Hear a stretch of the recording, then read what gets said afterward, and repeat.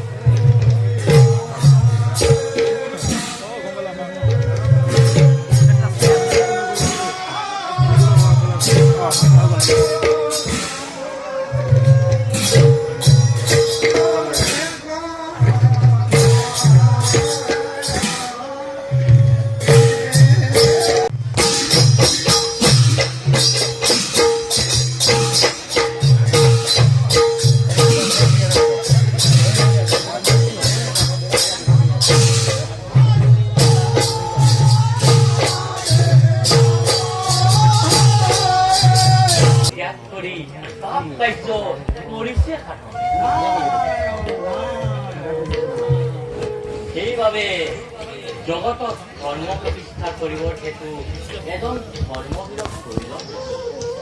আৰু এই ধৰ্মবীৰৰ যোগেদি ধৰ্ম ধাৰ্মিকসকলক লগত লৈ এখন খেল খেলিব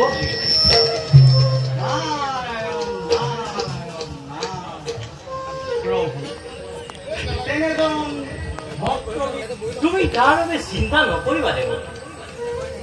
অৱন্তী ৰাজ্যৰ আৰু সেই ৰোহিত কুমাৰক বনলৈ পঠাও পুনৰ ধৰ্ম প্ৰতিষ্ঠা কৰি অতিকৈ বৰুণ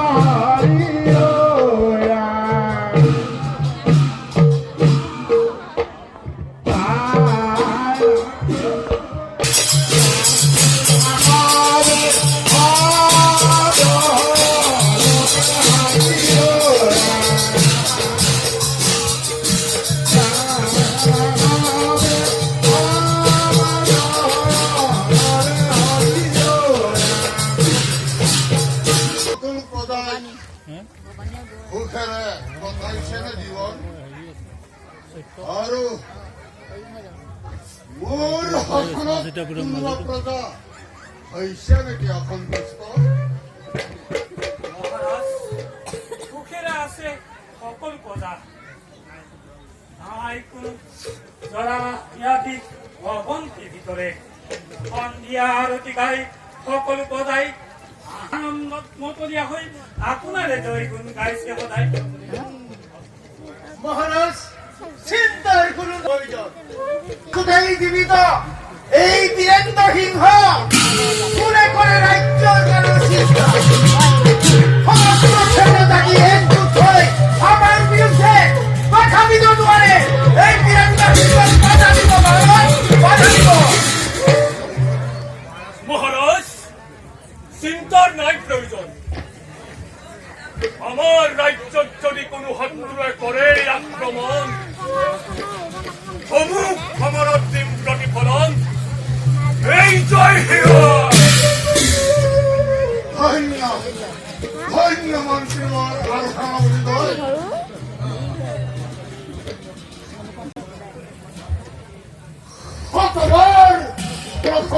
তোমালোকক ৰাষ্ট্ৰৰ ফলত আজি মই অৱন্তীৰ এক বছৰ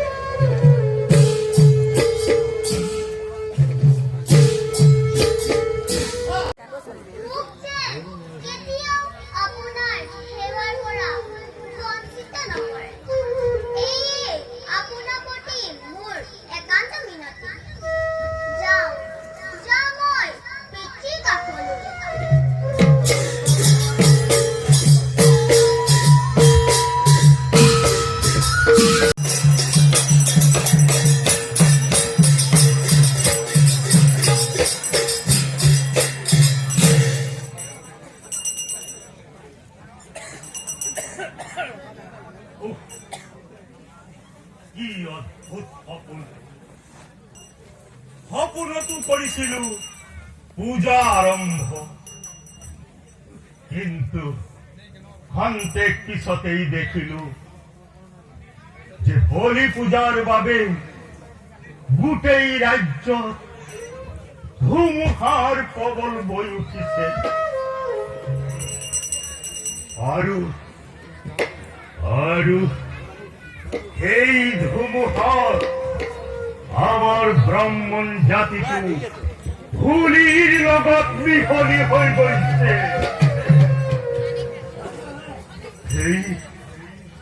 এই সপোন দেখাৰ পৰাই মই মনটো একেবাৰে দুৰ্বল হৈ পৰিছে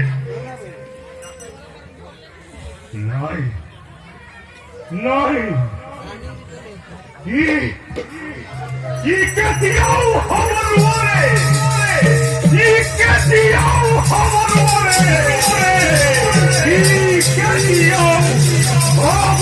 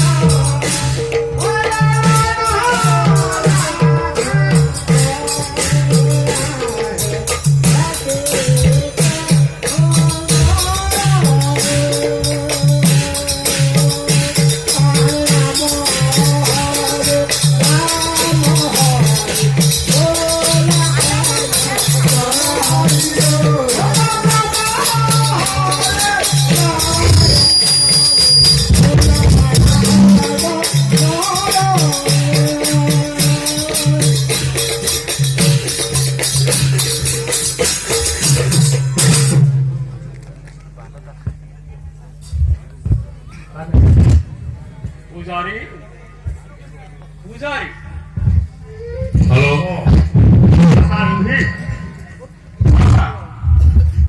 কোৱাচোন কি কাৰ্যত আহিলা তুমি পূজাৰী ৰাজসভাত পিতাই কালী পূজা বন্ধ কৰিছে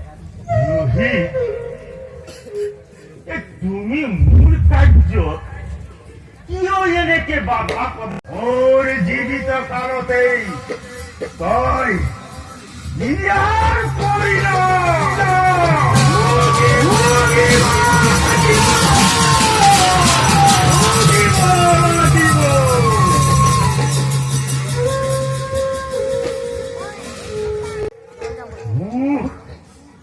মুখে কি আৰু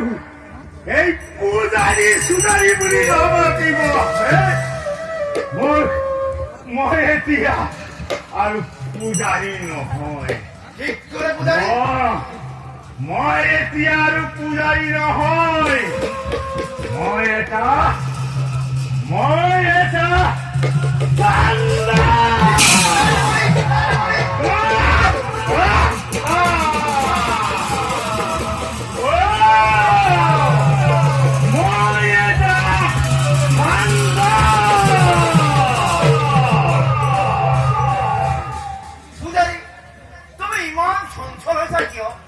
সকলোবোৰ মোক ভাগি পাতি কোৱাচোন পূজাৰী ভাগি পাতি কোৱা সেনাপতি পূজাৰী কি শুনিবা মোৰ দুখৰ কাহিনী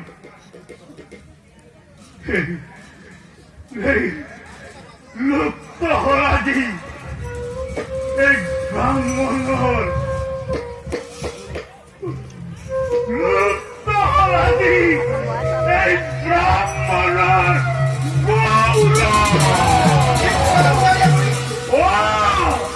লুপ্ত হৰাজি এই ব্ৰাহ্মণেৰ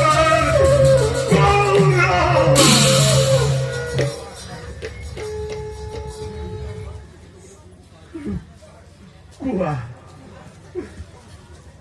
কুয়া সেনাপতি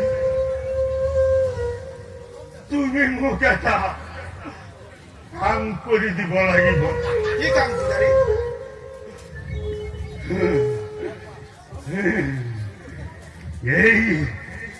এই ৰোহিতৰ প্ৰতি প্ৰতিশোধ লবৰ কাৰণে তুমি মোক অলপ সহায় কৰিব লাগিব সেনাপতি কোৱা পাৰিবনে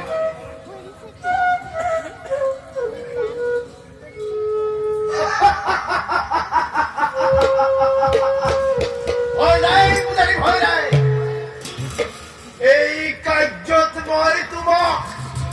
প্ৰাণে প্ৰাণে সহায় কৰিম পূজাৰী সহায় কৰিম পূজাৰী সহায় কৰিম